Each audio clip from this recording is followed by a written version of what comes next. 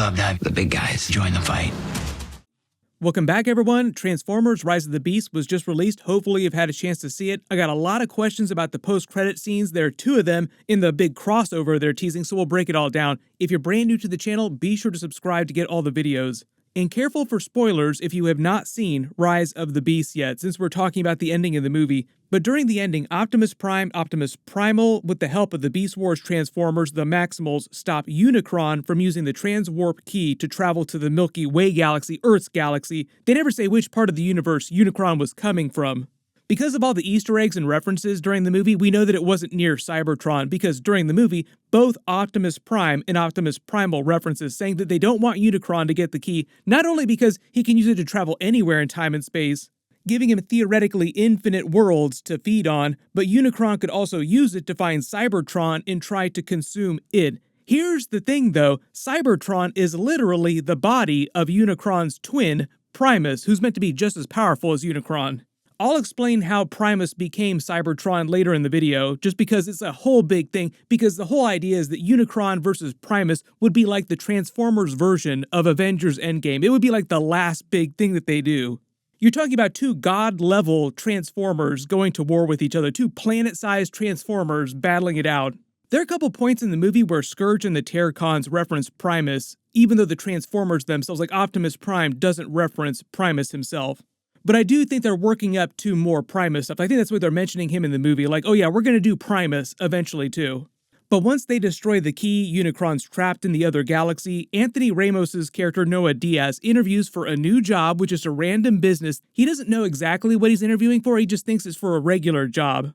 He enters a common import-export business, travels down the stairs to a meeting room where he meets an Agent Burke, who isn't from the original Transformers or G.I. Joe canon. He's meant to be like a totally new character.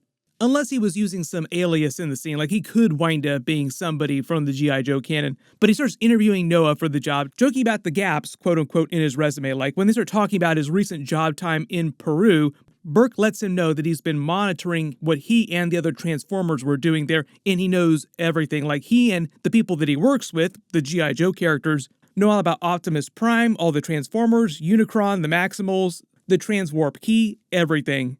He says he works for a covert government agency that would like all of them, Noah and his large Transformer friends, to work with them because of an ongoing war that they're in the middle of. They start panning around the room as Noah starts getting confused and anxious. You start noticing G.I. Joe Easter eggs on the wall, all these plaques, all these signs. There's even a plaque that reads, "Real American Hero," which is the G.I. Joe slogan. Which Burke then shifts, activating a door, revealing an underground hangar bay with a bunch of advanced technology, ships, and weapons. He hands him a card to contact him when he decides, when he says yes, and the G.I. Joe symbol is on the back. So they're basically saying the next Transformers movie sequel will be a Transformers G.I. Joe crossover, and they're connecting the Hasbro cinematic universe. If you haven't been following Transformers and G.I. Joe for a while, you probably heard talk of them doing a crossover for a long time, like this toy cinematic universe. They did a version of this in the Marvel universe with Secret Wars back in the 80s. It was their way of doing like a giant Avengers Endgame level movie before they were doing those giant Marvel movies. Like they needed a reason to sell toys, so they wanted to do this giant event, and that became Secret Wars. But it was mostly for the purposes of selling all these toys. They did the same thing in the Star Wars universe in the 90s with Shadows of the Empire because it was before the prequels had come out. So if you've been following the G.I. Joe movies, the Transformer movies for a long time, or you've just been fans of the toys, the TV shows for years and years and years, there's been talk about them doing this crossover for a long time. But the reason why the producers said that they didn't do it before this is because they couldn't figure out how to do it logically without it just feeling like a total cash grab. This is the producer of that next Transformers and G.I. Joe crossover movie talking about it. You know, we've talked about it for a long time, and the fans have been, you know, really rabid about it, which is great, you know, and so it makes you want to do it. We never found a really organic way to do it. And I think one of the things is you just don't want to do it in a way that feels, I'll say, cynical, you know, that you're just jamming in it because there's more fans and the fans are going to like it, you know. So what happened was Anthony's story, the story of Noah, is a character who is having a hard time because of life getting a job. And it just felt like so organic that what job is he going to finally break through with? G.I. Joe. The way I would look at it, and I think the way we understand it, is the Maximals, we've barely touched the surface. So we really got to bring them into the story in a way, into the continuation of the story. And then we'll introduce some Joe characters. So it'll be kind of a group, if you would. What mission they're going to go on, we don't know. What's the task? Who are we saving it from? We don't know. So we're not going to add a host of Maximals or a host of G.I. Joes or a host of Autobots. We're going to try to keep the group somewhat tight. Do we bring a new Duke in? Do we bring a new, it's hard to think about exactly some of the ones we've done, although they absolutely could exist in this world. So Snake Eyes is probably my favorite Joe. So maybe Snake Eyes will fit very organically here. So during his little talk there, he seems pretty clear when he's setting up what's happening in that G.I. Joe's Transformers crossover movie. It's more of a Transformers movie, focusing on more of the Maximals with some of the key Transformers like Optimus Prime and Bumblebee in a couple of the G.I. Joe characters, a couple of the big G.I. Joe characters. So it's not like they're going to ram in like every single G.I. Joe character ever, and it's not going to be more of a G.I. Joe movie with Transformers in it. It'll feel more like a Transformers movie with G.I. Joe characters folded into it. He does seem pretty certain that Snake Eyes and probably Duke are going to be in that movie, so I think that confirms my theory about them rebooting part of the timeline for the G.I. Joe movies.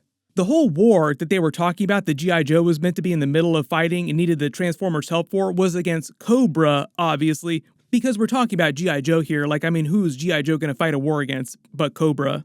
There aren't any huge Cobra references that I could see in that post-credit scene, but if you spotted any, or any in the wall, or any in their dialogue, just write them below in the comments. They haven't done any G.I. Joe live-action movies set earlier in the timeline, around the 80s and the 90s, when they started doing the Bumblebee movie reboot, and now this movie, which is set in the 90s. But the whole idea with the Bumblebee reboot was rebooting the Transformers timeline so they could change whatever they wanted to. Like, Bumblebee was meant to be a soft reboot, even though there seems like there are loose connections with the Michael Bay Transformers. I think the idea with them doing this Transformers G.I. Joe crossover sequel next is that they will do the same thing for the G.I. Joe movie timeline. They'll reboot that. Like, they had the Snake Eyes movie recently, but it did terribly. Like, it bombed big time, and I think they're just ready to move on with something totally different, and this is the opportunity to do that.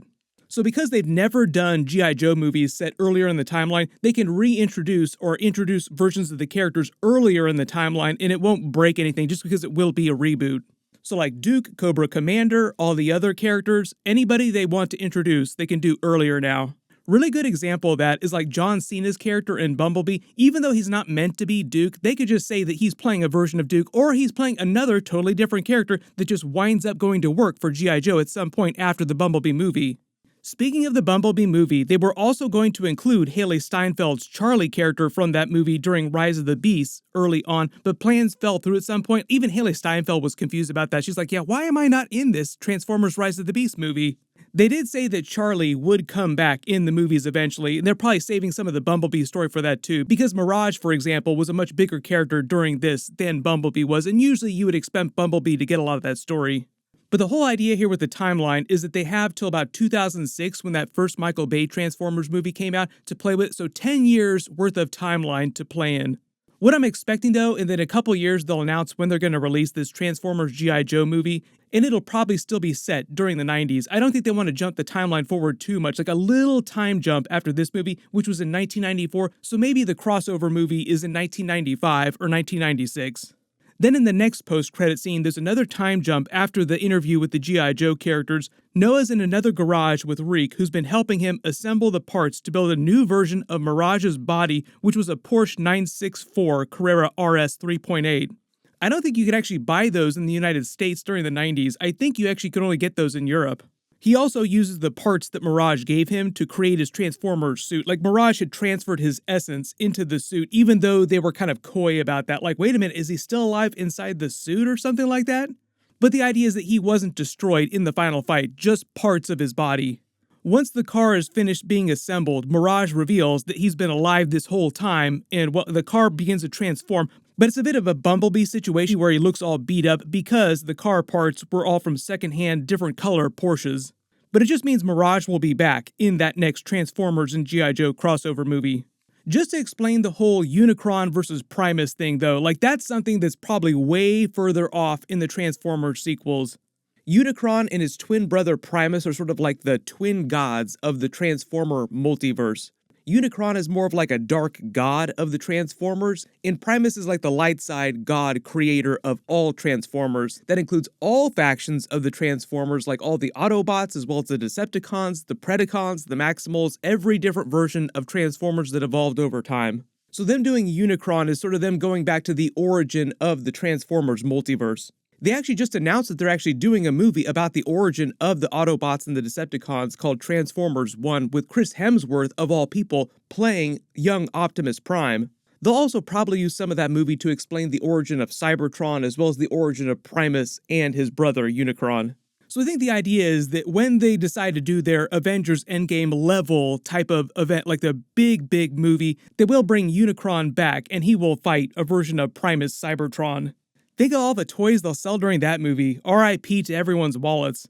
A lot of big stuff coming up in the next week too. All my Flash videos, there's a bunch of stuff I'm working on for that movie, so those will be posting soon, and my Marvel Secret Invasion episodes will be starting soon.